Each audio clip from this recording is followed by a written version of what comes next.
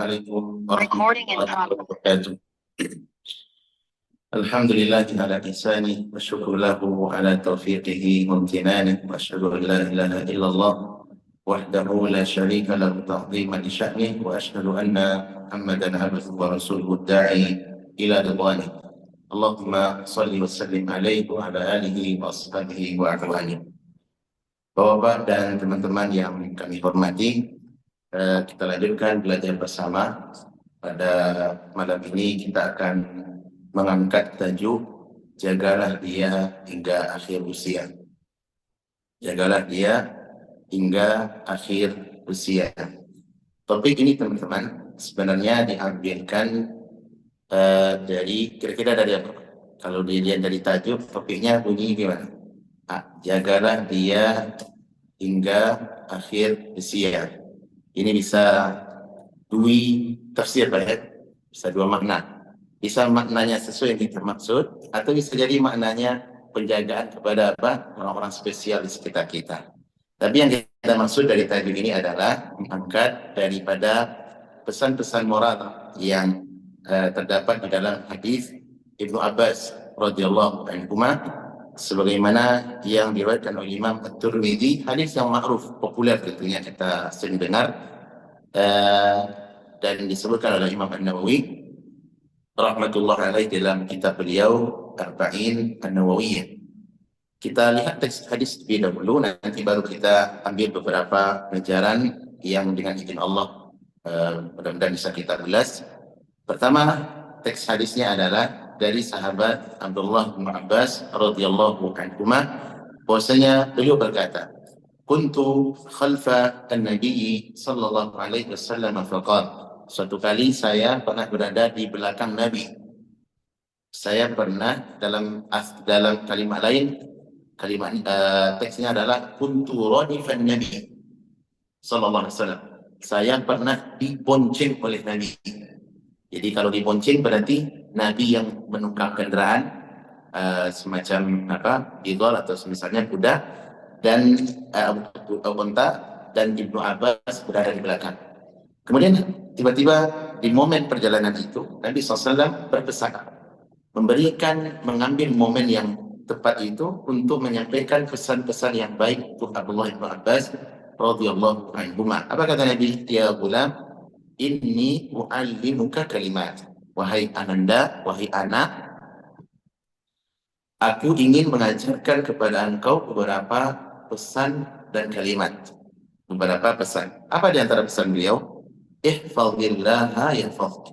Jagalah Allah, niscaya Allah akan menjaga Anda. Jagalah Allah, niscaya Allah akan menjaga Anda. Ihfazillaha tajidhu tujahak. Jagalah Allah, maka engkau akan mendapati Allah selalu berada di sisimu. Kau akan mendapati Allah selalu berada di hadapanmu. Idza sa'alta fas'alillah. Dan ini kalimat-kalimat yang bagus, pedoman, nasihat-nasihat kehidupan. Apabila engkau meminta, mintalah kepada Allah. Jadi tadi ada berapa nasihat? Pertama apa? Jagalah Allah, maka insya Allah menjaga Anda. Dan ini akan kita ulas nanti insya Allah. Yang kedua, apabila engkau menjaga Allah dengan serius, maka engkau akan mendapati Allah selalu berada di hadapanmu. Ya. Maksud berada di hadapanmu tentu adalah pertolongan, ma'iyah di sini adalah pertolongan Allah Subhanahu wa taala. Karena zat Allah tetap berada di atas arsy yang tinggi. Kemudian yang ketiga, idza sa'alta fas'alillah. Apabila engkau meminta, mintalah sesuatu itu kepada Allah Subhanahu wa taala. Mintalah sesuatu itu kepada Allah Subhanahu wa taala. Wa idza sta'anta fasta'in billah. Jika engkau ingin meminta isti'anah, memiliki kebutuhan, maka mintalah, hadapkanlah kebutuhan itu, panjatkan dahulu kepada Allah. Kemudian baru tunggu sebab-sebab yang bisa menghantarkan kita ke sana. Tapi terlebih dahulu hantarkan harapan dan keinginan Anda kepada Allah Rabbul Alamin. Kemudian kata Nabi SAW, wa'lam, ketahuilah, annal ummata, andaikan seluruh manusia, seluruh umat, seluruh bangsa-bangsa, lawi jitama'at ala an yanfa'uka bisyai'in, andaikan semua manusia berkumpul untuk memberikan manfaat untukmu, lam yanfa'uka illa bisyai'in qad katabahu Allah lak.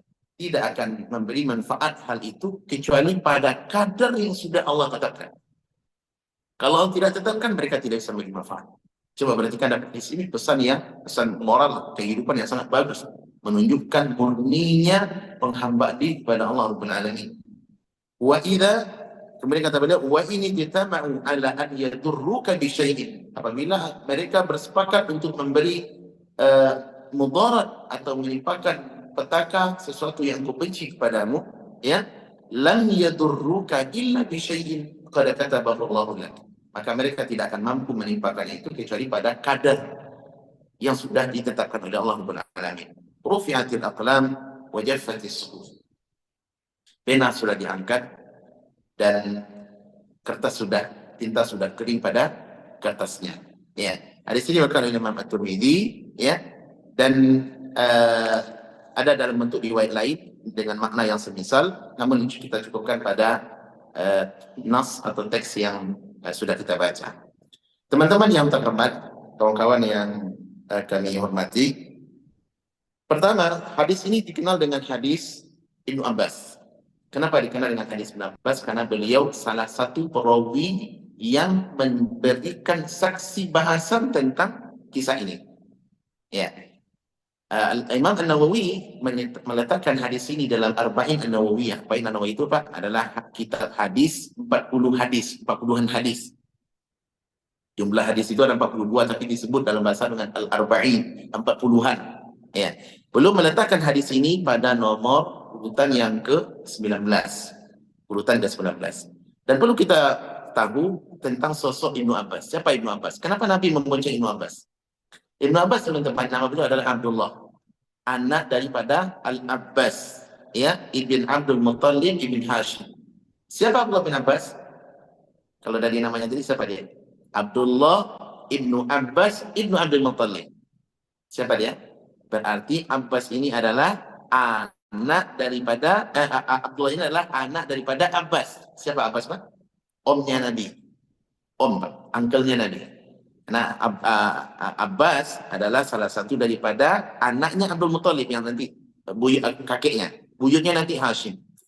Ala kulli hal, Abdullah bin Abbas adalah bukan orang jauh. Beliau adalah orang dekat, kalau bahasa sekarang sepupu, ya Pak ya.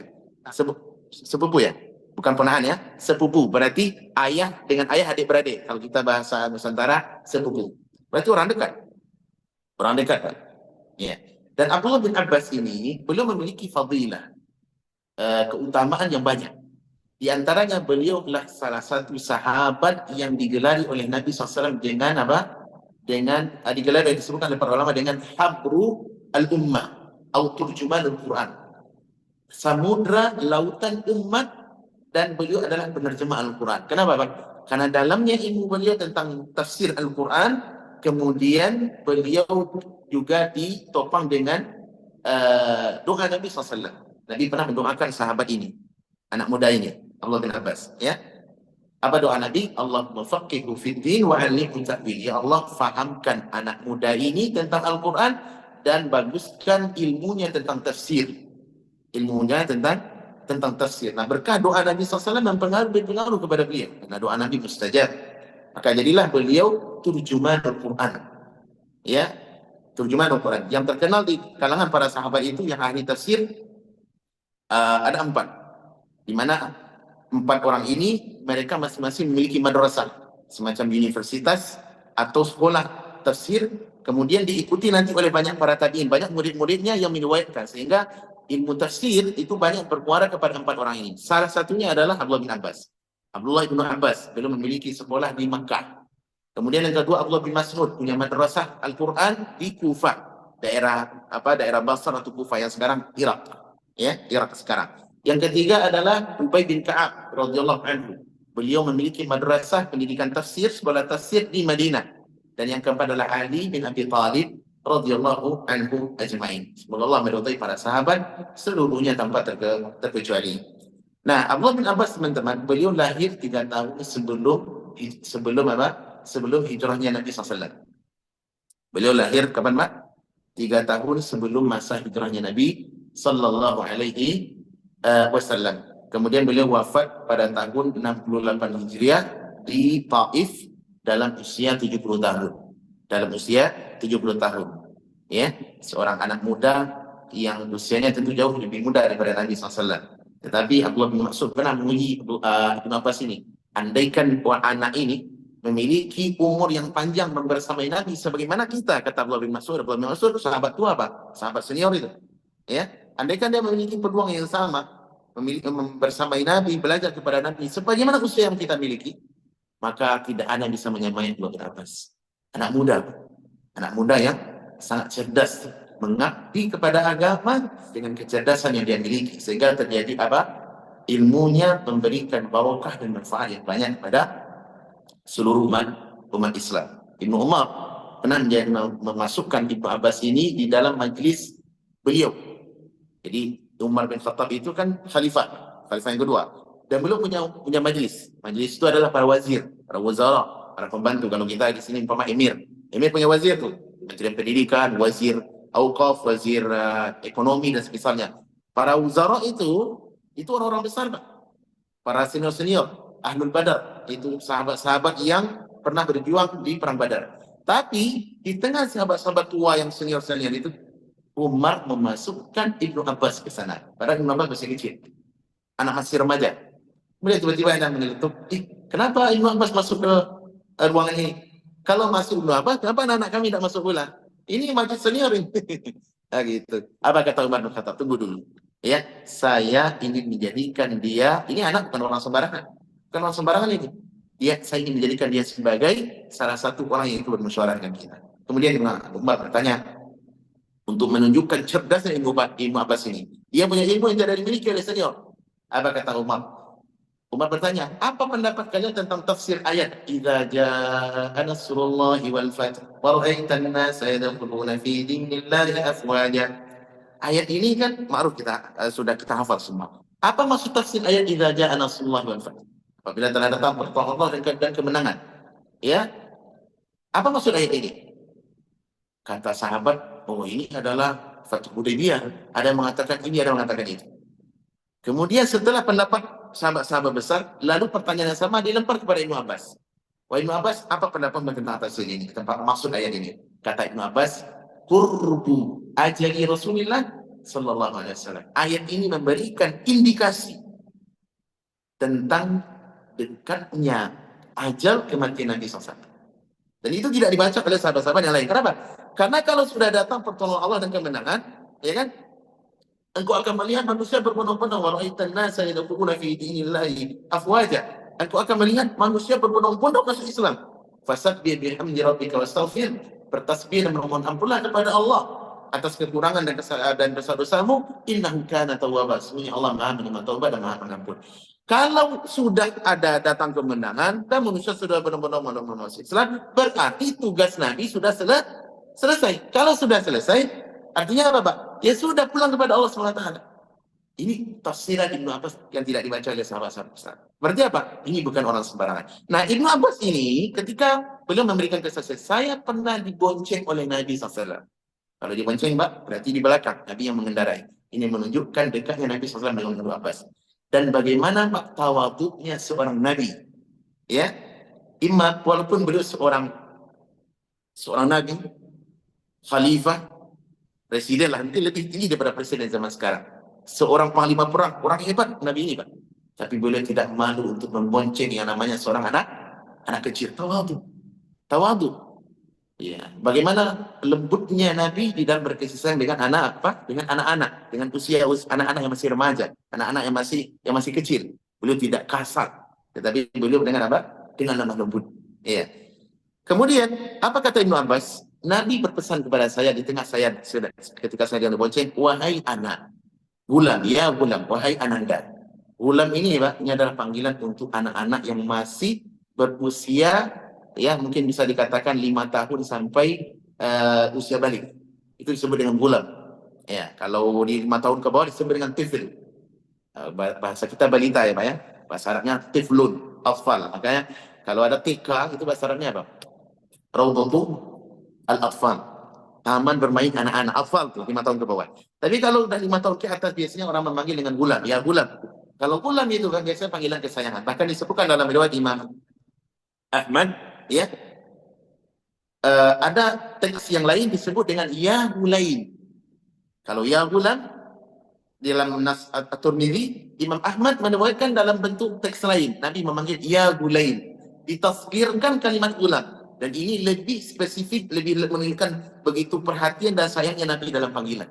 Kalau gulam itu artinya wahai ananda. Kalau gulaim itu namanya wahai ananda tersayang. Kenapa? Ditasghirkan dari kata gulam menjadi gulaim. Seperti Umar dipanggil Umair. Ya, berarti apa? Panggilan spesial. Dan ini perlu Pak, kita memanggil anak jangan panggil dengan nama yang tidak baik. Cok, gitu. Apa? Wahai wahai yang apa? Yang keras kepala. Wahai yang pembangkang, jangan panggil itu Pak. Panggil dengan nama yang terbaik. Walaupun memang mungkin anak kita rewel, apa suka nggak patuh, jangan panggil dengan nama itu. Kenapa? Bisa jadi panggilan berwujud menjadi doa. Kalau doa bahaya. Benar-benar jadi pembangkang anak kita. Apalagi doa, ucapan itu bagian dari doa, dan doa ayah kepada anak disebutkan makbul. Oleh karena hati-hati dalam ketika memanggil anak, panggil dengan panggilan yang tersayang. Ya bulan, ya bulai, wahai ananda. Wahai ananda. Walaupun kita orang Nusantara tidak pakai bulan, tapi kita wahai ananda.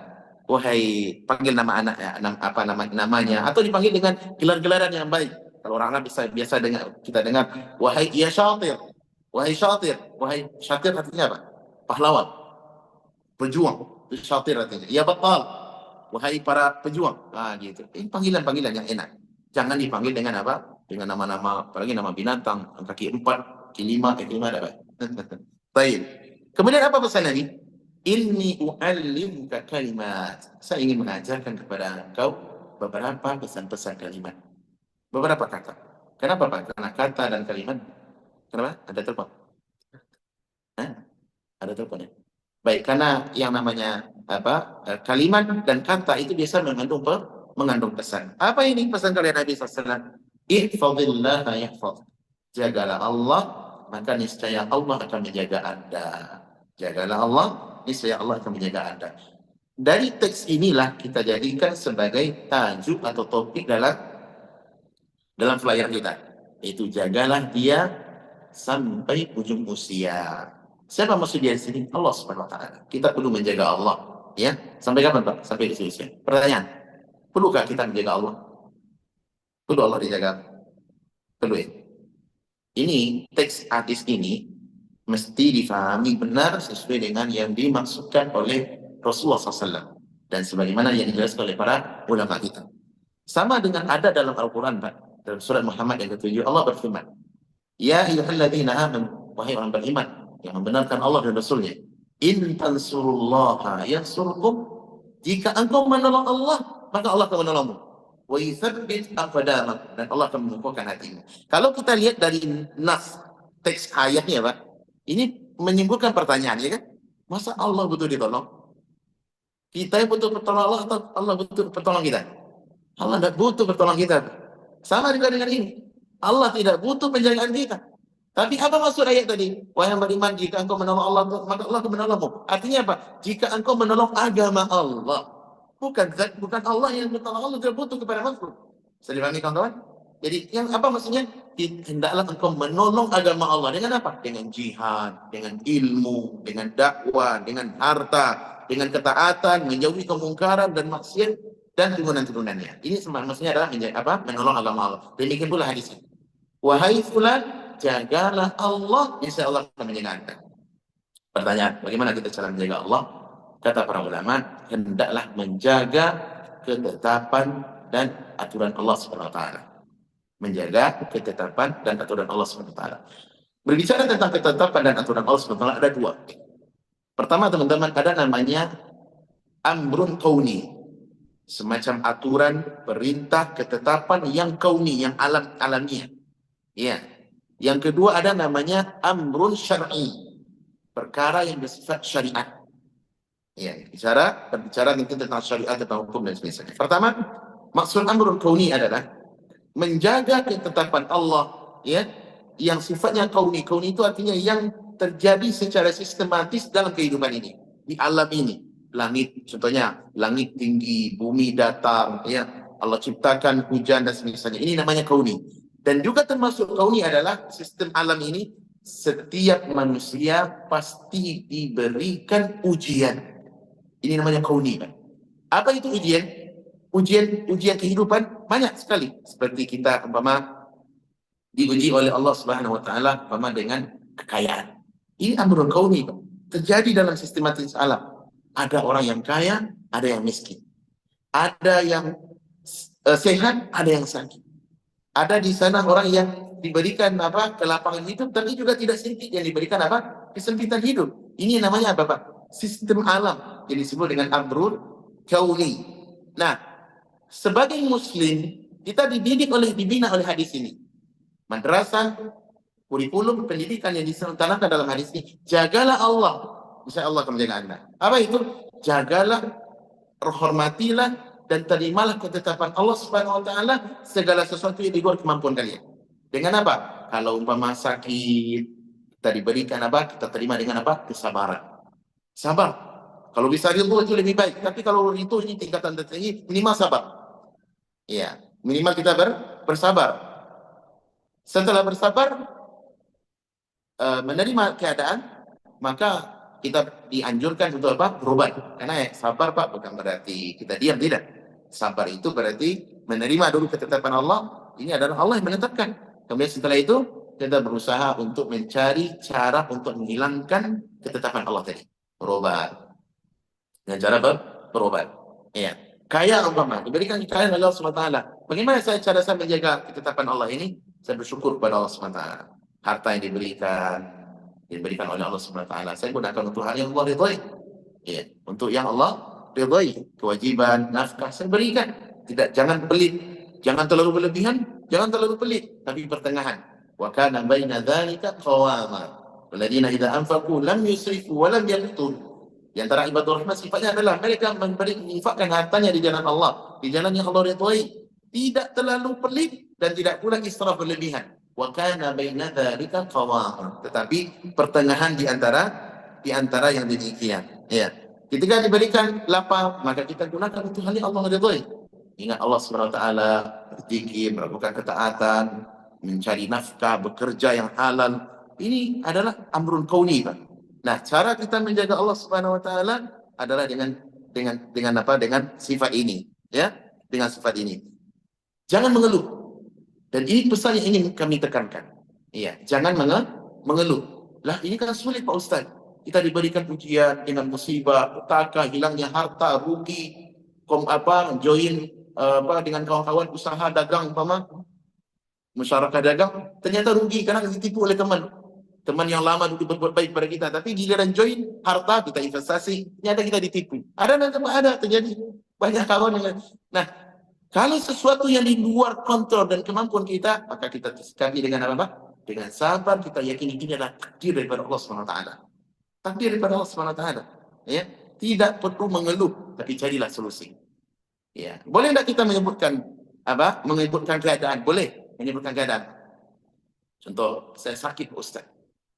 Kalau maksud yang Bapak inginkan adalah menyebutkan kondisi Bapak, realita, fakta yang sedang Bapak terima, maka ini hukumnya boleh, menyebutkan keadaan. Tapi kalau yang dimaksud hukumnya yang kedua, yaitu mengeluhkan, artinya tidak ridho dengan takdir dan ketetapan Allah SWT, maka ini dilarang. Ya. Nabi Musa AS ketika berjalan dengan pembantunya, siapa pembantunya namanya? Anak muda, Yusha ibn Nun.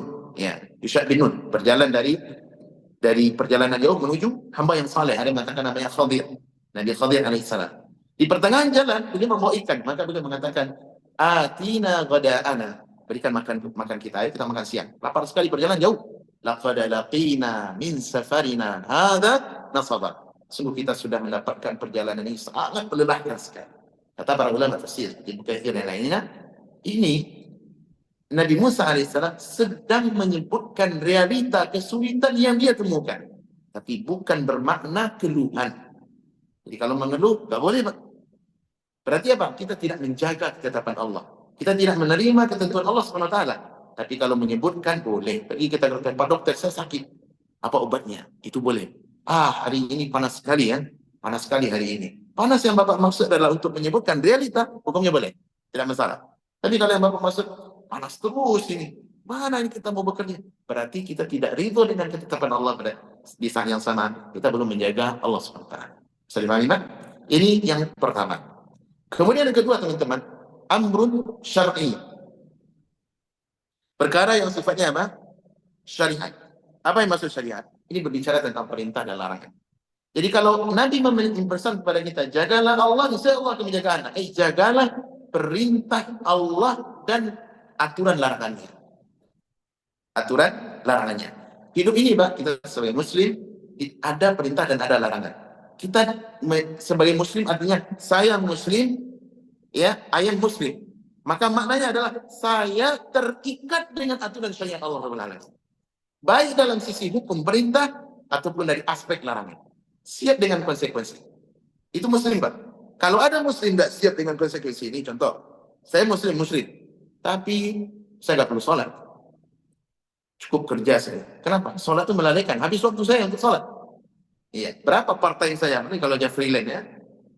Berapa waktu saya terporsir untuk waktu sholat yang 15 menit, 10 menit, 20 menit itu? Sekian real, Pak. Berarti apa? Anda bukan Muslim. Di sisi ini Anda tidak Muslim. Kenapa? Tidak mau terikat dengan perintah Allah Rabbul Alamin. Contoh larangan. Allah melarang umpama para wanita, jangan yang sudah balik, jangan buka, hendak menutup aurat, jangan buka jilbab. Ya.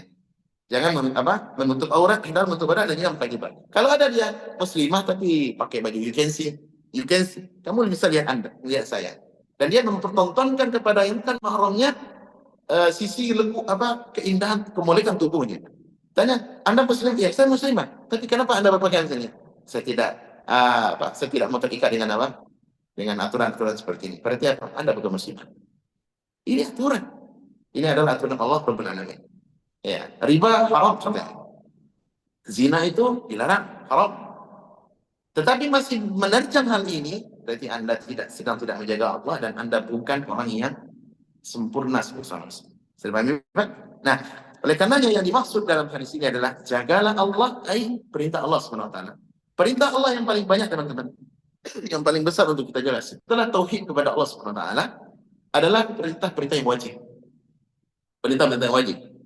Al-Imam Ibnu Rajab Hanbali ketika menjelaskan hadis ini, Pak, beliau dalam kitab beliau Jami'ul Ulum wal Hikam, ya, fi syarh 50 haditsan min Jawami al-Kalam, beliau menyebutkan syarah hadis ini sangat panjang sekali. Panjang sekali, Pak. Bahkan selain dari syarah ini, beliau punya syarah khusus satu buku menjelaskan tentang hadis ini. Kenapa? Hadis ini faedahnya sangat banyak, Pak. Walaupun kita tidak mampu kita mengulas semuanya karena keterbatasan waktu, tapi kita ingin menyebutkan poin yang pertama ini. Ya, beliau Imam Ibnu Rajab Al-Hanbali rahimahullah, beliau punya buku khusus mensyarah hadis ini cukup tebal. Judulnya adalah Nurul Iktibas fi Mishkati Wasiyatin Nabi sallallahu alaihi wasallam Ibnu Abbas. Iya, tentang panduan bagaimana memetik faedah-faedah daripada hadis Ibnu Abbas yang yang disampaikan kepada oleh Nabi SAW. Nah, Al-Imam Ibnu Rajab Al-Hambali rahmatullahi alaih ketika menyebutkan tentang masalah menjaga ini, maka beliau menyebutkan yang pertama, kata beliau, maksud hadis ihfazillah, jagalah Allah, yakni ihfaz hududahu wa huquqahu. Hendaklah kau menjaga batasan-batasan dan hak-hak Allah Subhanahu wa taala. Wa awamirahu wa nawahiyah. Engkau menjaga batasan menjaga perintah Allah dan batasan larang-larangannya. Di antara yang paling utama untuk dijaga, kata beliau, adalah yaitu penjagaan tentang wa min a'zami yajibu hifdhu min awamirillah. Hal yang paling utama untuk kita jaga setelah tauhid adalah menjaga as-salat. Perintah salat. Salat ini, Pak, ibadah salat ini berat. Iya, berat, Pak, berat salat. Siapa yang mengatakan berat? Yang mengatakan berat adalah Al-Quran dan kenyataan di lapangan. Allah berfirman, ya, ketika menyebutkan tentang salat, ya, ya ayyuhalladzina amanu, dalam surah Al-Baqarah, wa aqimus salata wa atuz zakah warka'u ma'ar raqiin. Yang dalam komunitas salat, zakat, dan rukuklah bersama orang-orang yang rukuk. Ya. Di mana Allah Azza wa Jalla ketika menyebutkan tentang salat, salat itu sangat berat. Ya, salat itu sangat berat, Pak. Berat untuk dilakukan, terkhusus bagi orang-orang yang berpenyakit di dalam hatinya. Iya, orang-orang yang berpenyakit di dalam hatinya. Coba kita lihat teks ayatnya. Kata Allah Subhanahu wa taala,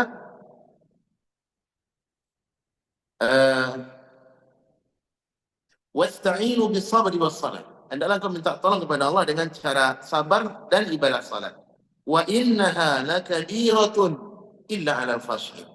Karena salat itu benar-benar berat kecuali bagi orang yang khusyuk. Orang yang mampu menghayati apa maksud perintah salat ini. Iya, apa reward yang ditawarkan oleh Allah Subhanahu wa taala, apa manfaatnya salat, apa nilai-nilai ibadah, pesan-pesan yang ada di dalam lafaz salat itu, maka mereka akan mudah untuk melakukan salat. Berarti salat berat, Pak. Ini realita Al-Quran. Al-Quran yang mengungkap demikian. Dan kesaksian di lapangan demikian. Ada anak muslim dan salat, Pak? Banyak, Pak. Banyak saudara kita kaum muslimin yang belum tersentuh hidayah mereka untuk melakukan menjaga salat wajib. Nantilah salat sunat, Pak, ya. Salat wajib masih banyak yang bolong-bolong. Bahkan tidak salat sekali. Tidak salat sama sekali. Muslim. Al-Hafidh Ibn Rajab kembali menyebutkan yang pertama sekali adalah salat. Wa qad amara Allah bil muhafazati 'alaiha. Allah memerintahkan salat untuk dijaga. Hafizu 'ala salawati was salati wusta wa qumu lillahi qanitin. Adalah kalian menjaga ibadah pertama sekali. Dan salat al-wusta, salah satu tafsiran salat wusta adalah salat asar. Salat asar. Ya. Kenapa? Salat ini adalah kewajiban, menunjukkan kita muslim dilihat daripada ibadah yang bergerak, apa itu? Salat. Ya. Banyak orang yang mendengarkan ibadah ini tidak salat sama sekali dengan berbagai dalih dan alasan. Kalau subuh kesiangan, zuhur pekerjaan, asar kecapean, isya ketiduran. Semuanya punya alasan, ya, sehingga nggak salat. Semuanya punya alasan. Nah, muslim tidak demikian. Hendaklah kita menjaga Allah Subhanahu wa taala. Ini perintah yang pertama. Kemudian juga dalam firman-Nya, walladzina hum 'ala shalatihim hafizun, dan orang-orang yang menjaga salat mereka. Nabi SAW bersabda tentang bagaimana pentingnya menjaga salat, man hafaza 'alaihi. Siapa yang menjaga salat? Kana lahu 'indallahi 'ahdun an yudkhilahu jannah. Maka Allah memiliki perjanjian terhadap muslim yang menjaga salat tadi untuk memasukkannya ke dalam surga. Hadis ini diriwayatkan oleh Imam Malik dalam kitab Al-Muwatta dengan sanad yang autentik, sanad yang hasan dan bisa diterima sebagai argumentasi. Kemudian dalam hadis lain kata Nabi SAW tentang perintah menjaga salat, man hafaza 'alaihinna. Siapa yang menjaga salat 5 waktu tadi, kunna lahu nuran, maka baginya cahaya, wa burhanan wa najatan, dan pembelaan serta keselamatan yaumul qiyamah, pada hari kiamat nanti. Salat itu akan berwujud menjadi sosok yang membela kita di hari kiamat. Karena itu, Pak, jaga yang wajib terlebih dahulu. Sebelum yang sunat-sunat, pentingkan prioritaskan yang wajib ini. Kemudian juga penjagaan tahara, menjaga wudu. Seorang muslim dia harus suci, bersih. Ya, jangan kotor. Makanya kita diajarkan dalam Islam untuk bersuci. Kalau junub mandi. Kalau hadas kecil bersuci. Ya, dan kegiatan rutinitas salat ini, Pak, mengajarkan kita untuk hidup di atas kebersihan. Adanya wudu kita perbarui, menjaga kita untuk bersih. Ya, jaga kita untuk bersih. Kata Nabi SAW, la yuhafadhu 'ala wudu'i illa mu'min. Tidak ada menjaga salat, menjaga ibadah wudu kecuali seorang mukmin. Baik. Kemudian ini dari sisi amr syar'i, perintah. Kemudian di antara syar'i berikutnya adalah larangan, masalah larangan. Setelah perintah, baik, kalau perintah kan banyak tuh. Ini sebagai sampel atau contoh pendekatan yang diberikan oleh Ibnu Rajab Al-Hambali, dan tentu banyak perintah-perintah yang lain yang tentu yang masing-masing kita wajib untuk menjaga perintah ini. Kenapa? Sebagai bentuk penjagaan Allah Subhanahu wa taala. Pengagungan kepada perintah di saat yang sama saya dan Anda sedang mengagungkan Allah Subhanahu wa taala. Tapi kalau ini kita beriak, kita tinggalkan, kita lalaikan, berarti kita tidak mengagungkan Allah Subhanahu wa taala. Baik. Kemudian kedua dari sisi larangan. Perlu tidak larangan untuk dijaga, Pak? Perlu. Dijaga batasannya. Dan larangan di dalam kehidupan ini jauh lebih sedikit daripada yang dibolehkan. Mana yang banyak, Pak? Kalau ditanya nih, mana yang banyak kita proboden atau pembolehan? Yang dilarang atau yang dibolehkan? Mana banyak namanya ini, Pak? Bang, abang yang Pak rasakan selama ini sebagai muslim nih, udah berapa tahun jadi muslim? 25, oh 25. Saya sudah lebih daripada mulia. Sudah 34 sekarang. Ya. Sudah sekian lama kita menjadi muslim. Ada perintah, ada larangan. Ada saatnya ngerem saatnya kita ngegas, ada saatnya kita ngerem, Pak. Yang lebih banyak dalam hidup ini aturan syariat kita, syariat Islam, mana lebih banyak? Larangan atau yang dibolehkan? Yang dibolehkan jauh lebih banyak, Pak. Larangan itu sedikit cuma. Ya, larangan sedikit. Dan setiap larangan itu besok kita kayak camkan baik-baik, teman-teman. Setiap yang dilarang oleh syariat pasti di dalamnya ada keburukan yang akan kita peroleh. Sekiranya larangan itu tidak kita engahkan, pasti keburukan akan menimpa kita. Baik itu bisa dicerna oleh akal sehat ataupun tidak. Apa saja pun itu. Ketika Allah melarang makan babi itu kan haram, Pak. Lah, tapi dagingnya enak loh. Saya dengar saya tidak pernah makan ya. Tapi maksudnya saya dengar orang-orang yang pernah mencicipi B1 istilah apa itu. Siapa yang mencicipi, ini dagingnya enak sekali. Dari sisi akal sehat itu kan bisa diterima. Enak sekali. Layak untuk dimakan. Tetapi syariat melarangnya. Syariat melarangnya.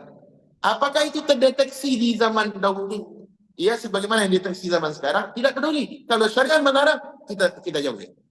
Zaman dulu, Pak, zaman sekarang itu kan sudah diteliti. Ternyata dalam babi ada cacing berbahaya itu ya. Apa namanya? Saya tidak tahu. Ada cacing berbahaya. Kalau itu sempat masuk ke dalam tubuh manusia, akan memberikan efek yang sangat berbahaya. Nah, di zaman Nabi mungkin tidak ada penelitian itu. Tetapi Nabi dan para sahabat taslim. Mereka menerima dengan lapang hati. Kenapa? Penjagaan kepada Allah Rabbul Alamin. Dapat peduli mau apa, ilah melarang ini tidak peduli. Zina, dilarang. Enak dan zina itu, Pak. Enak. Jujur aja. Kenapa? Karena salah satu kebutuhan manusia kepada lawan jenis. Dilarang itu. Tetapi di saat yang sama, Allah Subhanahu wa taala membolehkan hal yang banyak. Sebagai pengganti, dibolehkan kita menikah dengan cara yang halal. Cara yang syariat. Ya. Kenapa? Karena pernikahan yang maksudnya hubungan badan yang tidak di atas jalur yang halal, tidak di jalan tol, maka biasanya akan membawa dampak kerusakan yang sangat banyak. Dan itu mungkin tidak diteliti di zaman dahulu. Yang zaman sekarang mungkin ditemui adanya penyakit inilah, penyakit itulah, HIV dan semisalnya, ya kan? Tapi Nabi dan para sahabat mereka taslim. Mereka berusaha untuk menjauhi larangan itu. Kenapa? Sebagai bentuk ihfazillah yahfaz, penjagaan kepada Allah, pengagungan kepada syariat, dan menjauhi segala yang dilarang. Segala itu yang dilarang. Nah, namun sebahagian orang justru yang dilarang yang sedikit itu, Pak, itu yang digandrungi. Yang halal-halal mereka menganggap hal yang biasa, tapi yang dilarang itu yang dicari. Kenapa kok masih mabuk, Pak? Kenapa masih berzina? Kenapa masih riba dan sebagainya? Lah, zaman sekarang nggak bisa, Pak Ustaz. Harus kita butuh kepada ini. Yang halal aja sedikit, yang halal aja susah gitu ya. Apalagi yang haram. Subhanallah, ini adalah cara pandang yang keliru. Ya, harusnya Pak, kita sebagai muslim berusaha untuk menjauhi hal yang dilarang oleh Allah Subhanahu wa taala. Coba perhatikan. Kata Nabi SAW tentang larangan-larangan, di antara yang dilarang oleh Nabi SAW adalah hendaklah menjaga perut, kemudian bahagian-bahagian anggota tubuh. Kata Nabi SAW dalam hadis yang marfu' dari sahabat Abdullah bin Mas'ud. Nabi SAW bersabda, al-istihya'u minallahi haqqal hayat. Sifat malu itu adalah datang daripada Allah dan dicintai oleh Allah Subhanahu wa taala. Iya. Sifat malu, Pak ya. Itu sangat dicintai oleh Allah Subhanahu wa taala, dan seorang mukmin harus memiliki sifat ini. Iya, harus memiliki sifat ini. Apa bentuk cara aplikatif daripada sifat malu ini? Antahfadhar ra'sa wa ma wa'a. Engkau menjaga kepala dan yang anggota organ tubuh yang ada di sekitarnya. Ini kita jelaskan. Yang kedua, wa tahfadhal batna wa ma hawa. Dan hendaklah engkau menjaga perut dan organ tubuh yang ada di sekitarnya. Hadis ini diriwayatkan oleh Imam Ahmad dan Tirmidzi dengan sanad yang maqbul, yang diterima. Apa maksud menjaga kepala dan organ tubuh yang ada di sekitarnya? Kata Ibnu Rajab al-Hambali rahimahullah, wa hifdzur ra'si wa ma wa'a yadkhulu fihi.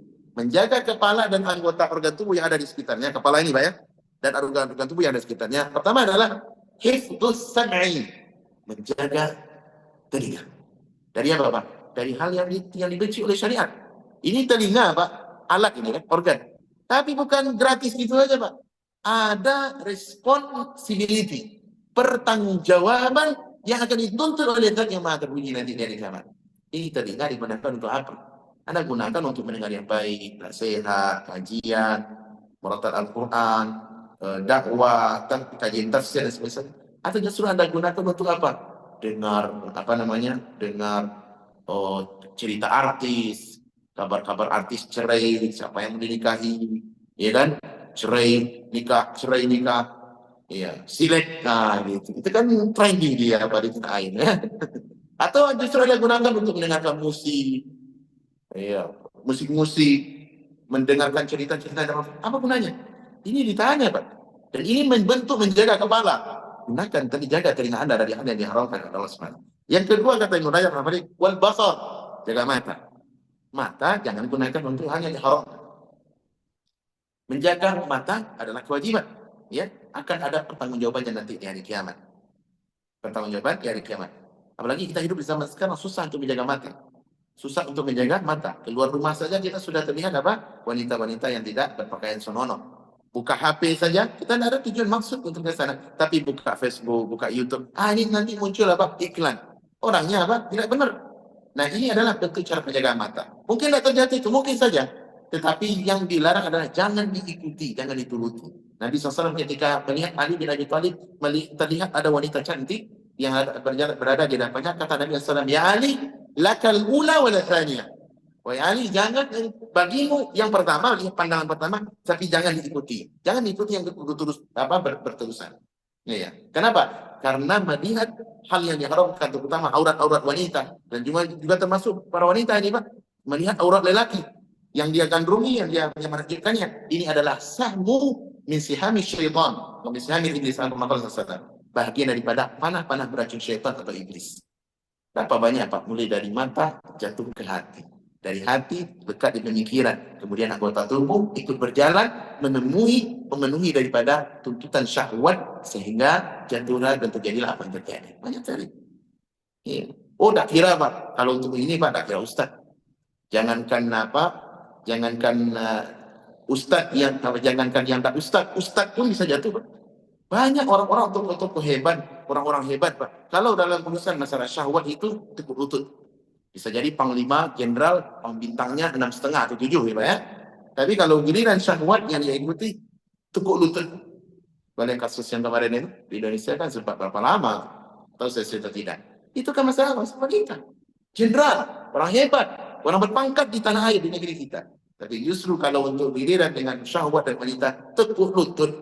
Ya. Hatta jenggot, apa menjadi tanya gini Pak? It can protect us dari perbuatan yang haram, tidak jaminan Pak. Selama manusia makan nasi, punya syahwat, pasti dia ada peluang terjerumus untuk apa? Untuk jatuh kepada larangan itu. Maka Allah mengatakan, wala taqrabuz zina, jangan kalian dekati zina. Innahu kana fahishatan wa sa'a sabila. Karena zina itu jalan yang dan perbuatannya amat keji. Allah tidak melarang kita berzina dalam ayat ini Pak. Tapi Allah larang apa? Jangan dekati zina. Berarti apa? Kalau mendekati sebab-sebab kepada perzinahan dilarang, apalagi berzina. Paham tak? Ini Allah, coba indahnya teks Al-Quran, pesan Al-Quran. Jangan dekati zina. Apa saya mengantarkan kita kepada zina? Tutup. Ada chattingan masuk Pak. Dari WA, nomor yang tidak dikenali. Tapi gambarnya gambar wanita. Kalau sudah masuk itu, jangan dilayani Pak. Blokir. Kalau justru, ini kesempatan ini sekalian sampai duduk gitu kan. Ada nggak kemungkinan? Ada. Bahkan ke saya sendiri sering masuk Pak. Nomor-nomor yang tidak tahu dari apa tawaran untuk berbau syahwat. Iya. Naudzubillah. Ada. Kalau bukan karena penjagaan Allah SWT, kita terjatuh ke sana. Iya. Berapa banyak pesantren-pesantren atas nama kiai, ustadz gitu kan, jatuh, tersungkur di sana. Bahkan mereka memiliki pleditasi atau semacam semacam bisnis gelap gitu ya. Mempleditasi agama, mempleditasi kemaksiatan, membenarkan kemaksiatan atas nama agama. kiai cabul. Ada Pak. Nama-nama agama, nama-nama ulama sudah jatuh oleh oknum-oknum tertentu. Iya, pesantren, kiainya, maaf ya, sodomi. Ustadznya, anak ustadz, anak ajengan atau anak gus gitu ya, telah mensodomi santri-santrinya sekian orang. Anak-anak putri-putri santriwati udah hamil dulu. Gimana ceritanya? Berjenggot Pak, pakai kopiah, pakai pakai sorban. Iya. Itu menunjukkan apa? Syahwat, berbahaya. Berbahaya. Bagi sekarang yang sedang viral itu ada film namanya Bid'ah. Tahu Pak? Itu kan dibikin oleh kawan-kawan kita, orang Malaysia.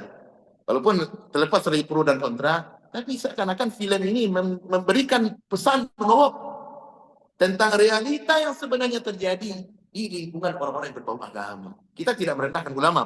Kita menghormati ulama, respect kepada ulama. Tapi realita daripada oknum yang tanda kutip memframing dirinya ulama, dirinya kiai, ustaz, ajengan dan sebagainya, wali, habaib, cucu nabi dan sebagainya, tapi tidak lepas dari namanya syahwat. Mereka tidak menjaga Allah SWT. Ada nggak tuh Pak? Wah, ya. Kalau di film itu saya tidak menonton semua ya Pak, tapi saya melihat di mukadimah kemudian di akhir saja. Ini awalnya cukup cukup menggersangkan Pak. Bagaimana peliknya kehidupan realita yang ada di dunia dalam tanda kutip ya, pesantren kah, pengajian kah ini. Endingnya sangat membuat kita geleng kepala. Innalillahi wa inna ilaihi raji'un. Ini musibah. Musibah. Mau Ustaz ya, Ustaz bisa terjatuh ke sana. Oleh karenanya, panduan agama kita jauhi sebab-sebab. Kenapa? Kita sedang menjaga Allah Subhanahu wa Ta'ala. Kemudian Nabi SAW, kemudian juga kata beliau, dan lisan, dan ini diharamkan oleh Allah SWT. Lisan, jaga lisan. Lisan hari ini Pak, karena yang diucapkan. Jadi lisan kita adalah jempol. Ini jari-jemari ini Pak. Ini bisa lisan ini Pak, lisan zaman sekarang. Yang mudah begitu kita untuk komentar, kolom chat, YouTube, Facebook, Instagram, itu kan gampang kita untuk komentar Pak ya. Para komentator yang terbanyak itu di zaman sekarang Pak. Semuanya berkomentar. Ya komentar kalau baik, ya Pak.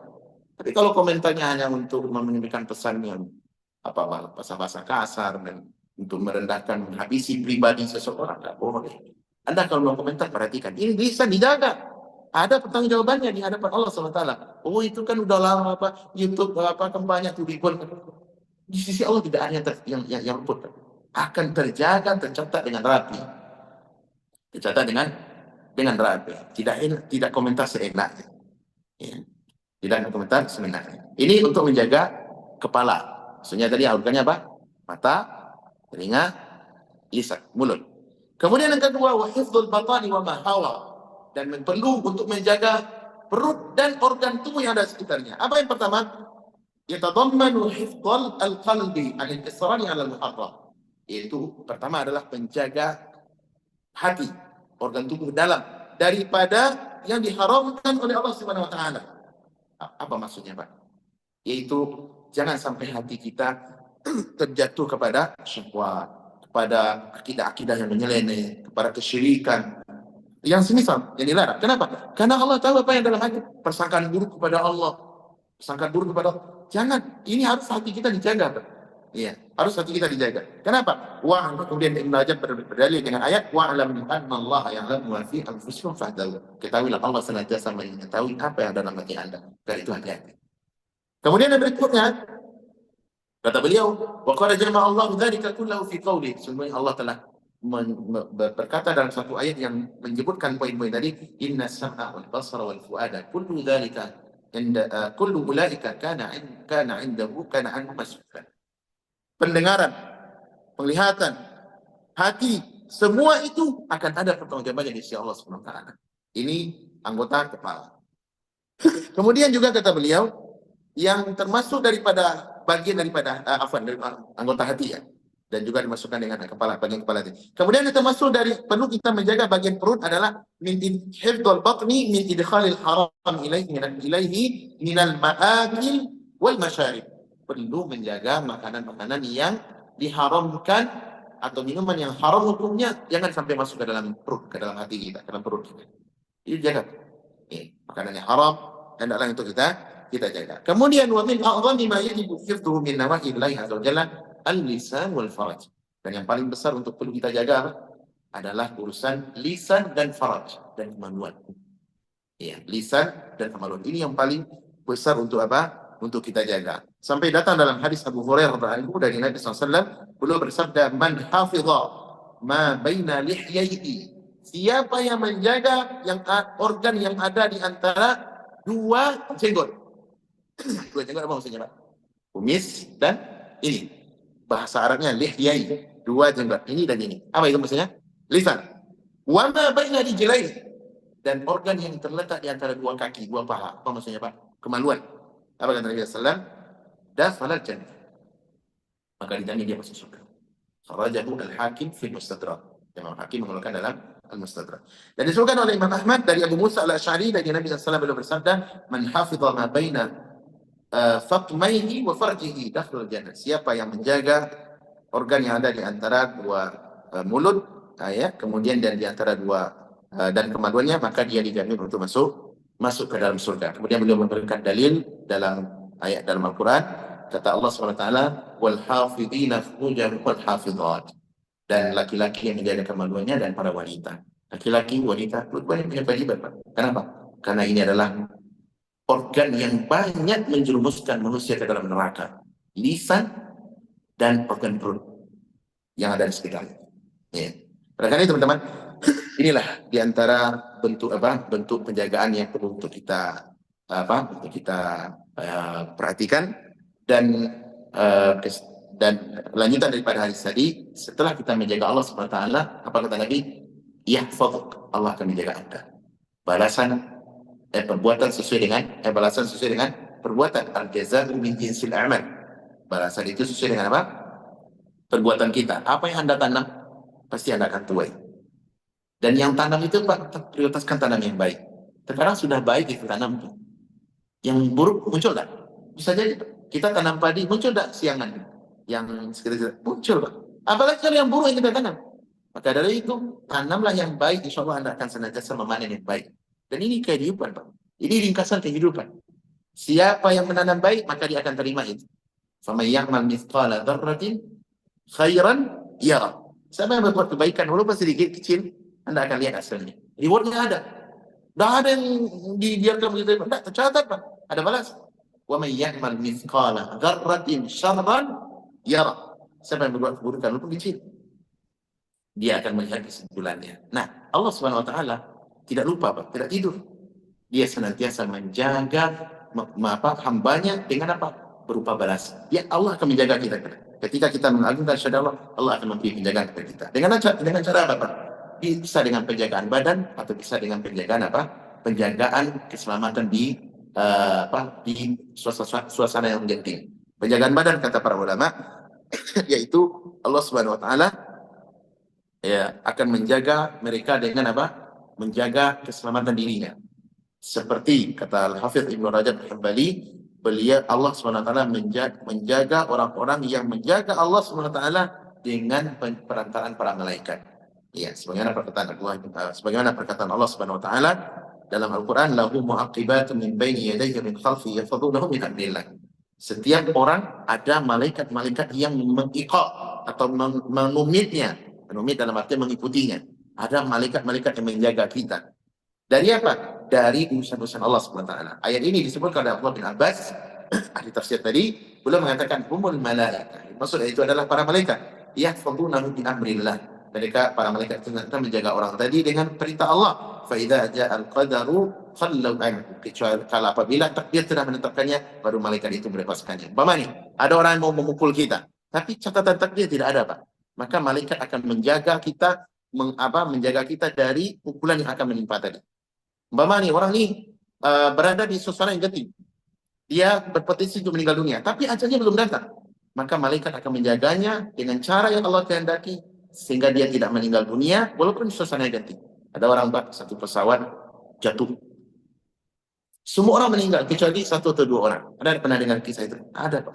Siapa yang menjaga itu? Allah SWT. Kenapa? Yang lain mati, dia tidak. Karena sesuai dengan ukuran. Yang dua ini dijaga oleh para malaikat karena Allah, dia tahu Allah belum menakdirkan dia untuk mati. Berarti apa? Penjagaan dijaga oleh para malaikat. Ali bin Abi Thalib radhiyallahu anhu, semuanya disebutkan oleh Mujahid At-Tabari dan sebelum kita menjelaskan ayat ini, beliau mengatakan, kata Ali, inna ma'a kulli rajulin malakaini yahfadhanihi mimma lam yuqaddar.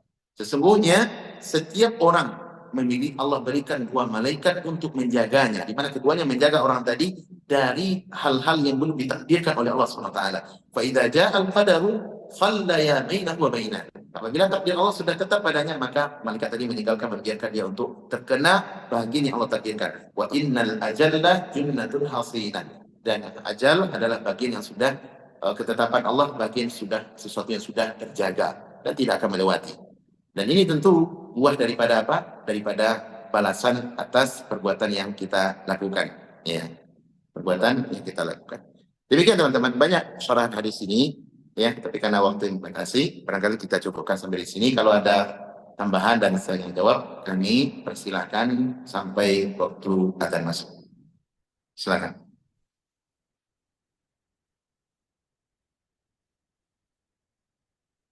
Silakan teman-teman, barangkali ada yang mau didiskusikan, kita mau ada menambahkan, silakan. Silakan Pak. Ya kan, malaikat itu. Apa tidak malaikat itu menjaga kita dari kekuatan yang dari godaan dari setan. Oh ya. Penjagaan malaikat, apakah ada malaikat yang menjaga kita dari, kalau tadi kan yang baik, ada kan yang menjaga kita dari perbuatan buruk? Ada. Karena penjagaan malaikat untuk kita, Allah mengatakan ini lahu mu'aqibatun min baini yadayhi min khalfi yahfazunahu min amrillah. Adanya malaikat-malaikat yang menumbing mereka. Kata malaikat di sini, kata Ibnu Abbas, para malaikat yang banyak. Berarti kalau kita lihat kumpulan ayat dan nas-nas hadis yang berbicara tentang penjagaan malaikat kepada manusia, ada malaikat yang menjaga manusia khusus untuk dari penjaga apa, dari dalam masalah takdir Allah. Sama dia belum kurang luka, ya, maka dia tidak luka walaupun dia bermain senjata tajam. Kenapa? Allah menjaga dia dengan rangka malaikat yang menjaga takdir. Ada, tapi di sana juga ada malaikat-malaikat yang disebut dengan qarin. Sebenarnya datang dalam hadis Nabi SAW. Setiap orang itu punya qarin. Ya, walaupun baik qarin daripada jin atau semacam syaitan ataupun qarin daripada malaikat. Di mana dua ini akan selalu bertempur, Pak, sepanjang masa. Yang qarin dari jin, dari syaitan, akan senantiasa mengajak kita untuk apa? Mengajak kepada yang haram. Tapi kalau qarin dari malaikat, itu yang Bapak tanya tadi, ada enggak malaikat? Ada. Terkadang gitu, Pak. Kita kan manusiawi ini. Saya dan Bapak tentu punya rasa dan pengalaman yang sama. Setiap orang barangkali. Kita ini kan punya fitrah, Pak. Ada kebenaran dan ada rambu-rambu keburukan. Yang namanya fitrah manusia cenderung pada kebaikan. Ketika dia memiliki peluang, kesempatan untuk berbuat yang jahat, yang diharamkan oleh Allah SWT, berbuat syahwat, semua larangan Allah lah. Pasti di saat yang sama ada, gula antara bisikan untuk berbuat baik atau berbuat jahat. Ada enggak, teman? Ada. Ini nih. Paman nih. Kita ada peluang untuk menandatangani cek palsu, perjalanan biro apa gitu kan, harus ada cek tanda tangan yang menandatangani kita. Secara batin kita melihat ini bukan perbuatan baik, ini masa ada cek palsu. Iya, padahal kesan dia tidak melakukan perjalanan, tapi dia ingin mendapatkan fee, ya, kita harus menandatangani ini.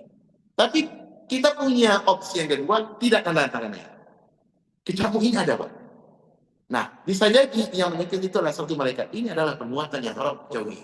Jadi saya mengatakan, anak ini istri di rumah nunggu.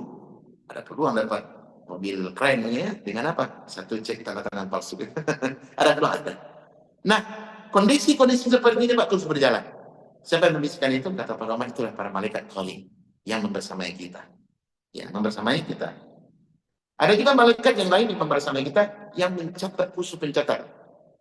Sebenarnya dalam surat Qaf Allah berfirman, "Ma yalfidhu min qawlin illa ladaihi raqibun atid."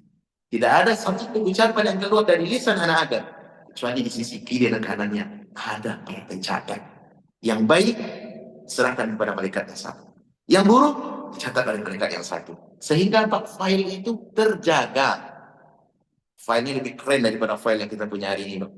Kalau kita ini punya chips untuk mencatat file ya, menyimpan ratusan tera berapa gitu gigabyte, tapi malaikat lebih keren filenya Pak. Jangan khawatir Pak, stop untuk file itu ada. Apa yang kita lakukan, yang kita ucapkan, keadaan ada yang sia-sia. Semuanya tercatat rapi. Demikian. Allah Allah. Baik, ada yang lain? Bisa dipahami Pak ya? Baiklah, demikian. Mudah-mudahan bermanfaat untuk saya dan untuk kita semua. Semoga Allah SWT menjadikan kita adalah orang-orang yang berusaha untuk menjaga Allah, berjalan di atas syariatnya, dan mudah-mudahan Allah berikan saya kita semua taufik untuk menjauhi hal-hal yang dibenci oleh Allah Rabbul Alamin. Semoga bermanfaat. Sallallahu wasallam ala nabiyina Muhammadin wa ala alihi wasallam ajma'in. Wassalamualaikum warahmatullahi wabarakatuh.